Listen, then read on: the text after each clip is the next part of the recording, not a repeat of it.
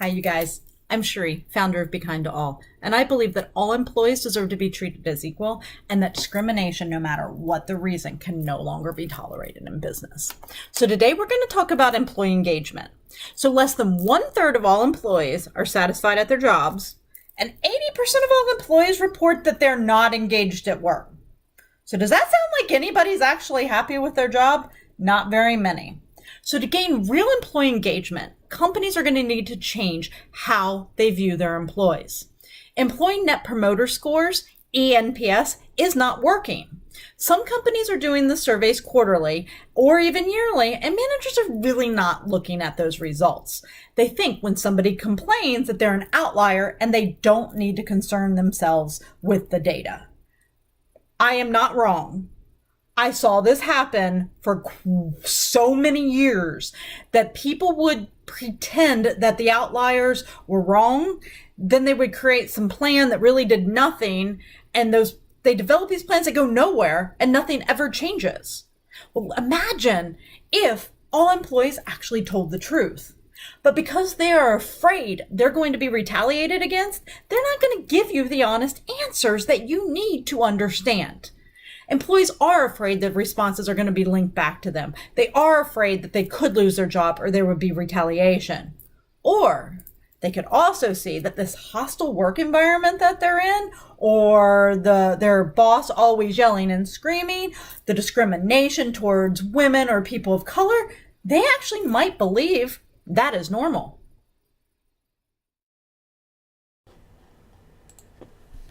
Being yelled at by your boss while working is not normal. I don't know how many times I need to repeat this, but being yelled at by your boss while working is not normal. This is not normal behavior, and we need to stop thinking that being yelled at while you're working is normal, because it is not.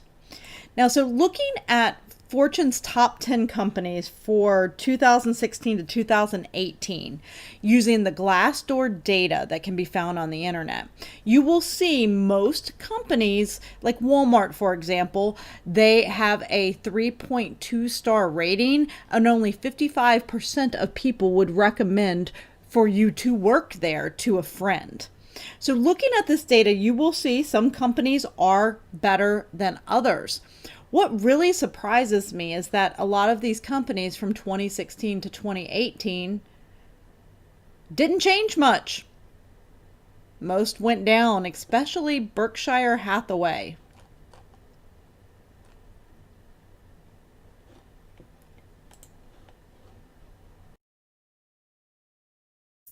So clearly from this data, you can see that there's plenty of room for us to grow.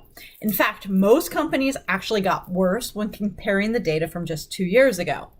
Companies need to start looking at these scores and reviews and figure out what employees actually think. Companies should look at all the 3 or less star reviews. And since this is anonymous, people tend to be more truthful, because what are they going to do at this point? I've quit the job. I'm going to put it out there. The truth may hurt, but if one person is saying this, I'm going to tell you there's a much bigger problem. There always is. It takes one truth teller, and I bet you're going to find it in so many other departments. So let's give an example of exactly how employee engagement works, or, well, doesn't work in the world.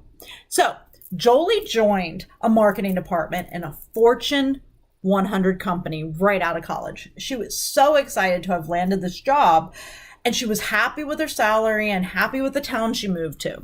So about 2 months in, she was given this project, and she really started to notice the favoritism with her manager and with other employees.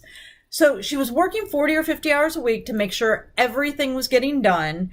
And honestly, her manager never had time to help her with anything, especially with this huge presentation she was working on around customer buying patterns. So she worked really hard on this presentation, and with no help from her boss, who just sent her an email. And at that team meeting, she presented it. Her boss did not even pay attention. during the presentation. She was literally down on her computer, typing away, doing emails. And then when she completes the presentation, her boss looks up and goes, "That's not what I asked for. Go and redo." Seriously? What? No. So at this point, Jolie is very heartbroken. She's very confused because she went back to her the email that her boss sent, and she did everything she was asked to do. So she goes to her manager and she asks, "Hey, what do I need to change?"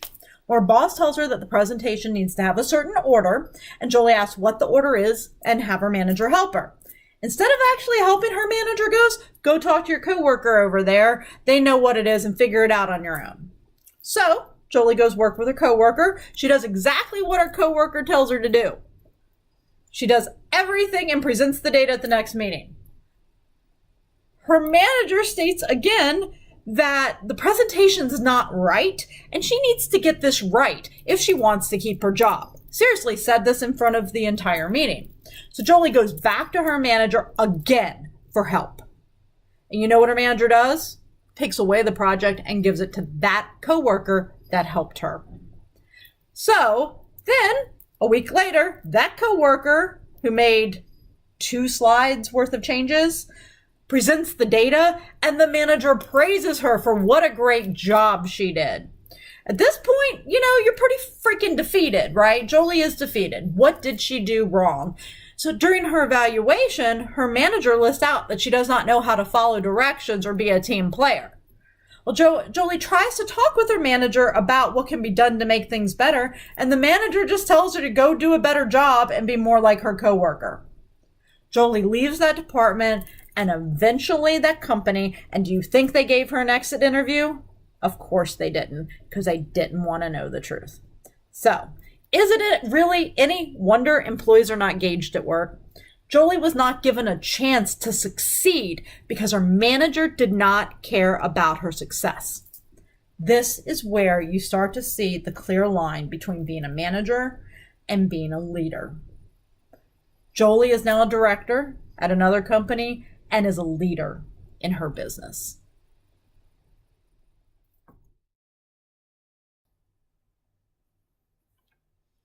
Per the Forbes article, Why Respect is Key to Employee Engagement. Employees want to be respected by their manager. When respect is absent, that's when the morale problems occur and productivity declines. There are 3 basic reasons why respect, or lack thereof it, is such an emotional difference maker. It makes employees feel like they're a natural part of the team. Number 2, employees want to do their best for people they are respected by. And 3, without respect, employees feel disconnected, and this creates an environment where morale problems will quickly fester. So one thing you can count on, when respect is absent, employee engagement and full productivity won't be far behind. Look, employee engagement is not rocket science, but the problem is that we don't do it, or we pretend we do it, or we say we do it, but if it doesn't fit within our mold of what it should be, we're not doing it. Big companies do this all the time, and it's time that they start paying attention to what their employees are saying. And it's time that they don't have any type of retaliation if employees are telling the truth. So next week, we will continue on the journey into the business case for kindness.